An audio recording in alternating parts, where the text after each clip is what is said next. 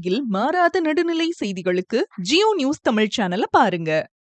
விருதுநகர் மாவட்டம் சிவகாசி அருகே உள்ள தாயல்பட்டி ஊராட்சி ராமலிங்கபுரத்தில் ராமலிங்க சௌடாம்பிகை அம்மன் கோவில் உள்ளது. இக்கோவிலில் ஆருத்ர தரிசன விழாவினை முன்னிட்டு சௌடாம்பிகை அம்மன் அலங்கரிக்கப்பட்ட காளை வாகனத்தில் எழுந்தருளி பக்தர்களுக்கு அருள்பாலித்தார்.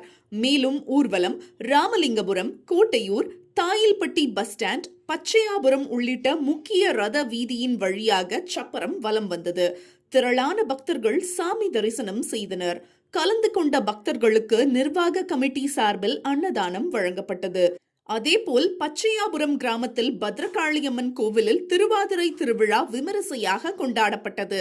நடராஜர், பிள்ளையார் பூச்சப்பரத்திலும், முருகன் அன்னப்பட்சி வாகனத்திலும், ஸ்ரீ பத்ரகாளி அம்மன் அலங்கரிக்கப்பட்ட வாகனத்தில் தனித்தனியாக 3 வாகனங்களிலும் வீதி உலா நிகழ்ச்சி நடைபெற்றது. அதனைத் தொடர்ந்து சிறப்பு வழிபாடு நடைபெற்றது. பத்ரகாளி அம்மனுக்கு பால், பன்னீர், பஞ்சாமிர்தம் உள்ளிட்ட அபிஷேக பொருட்களால் அபிஷேகம் செய்யப்பட்டது. திரளான பக்தர்கள் கலந்து கொண்டு சாமி தரிசனம் செய்தனர். மேலும் இது போன்ற செய்திகளை உடனுக்குடன் தெரிந்து கொள்ள ஜியோ நியூஸ் தமிழ் சேனலை மறக்காம சப்ஸ்கிரைப் பண்ணிக்கோங்க.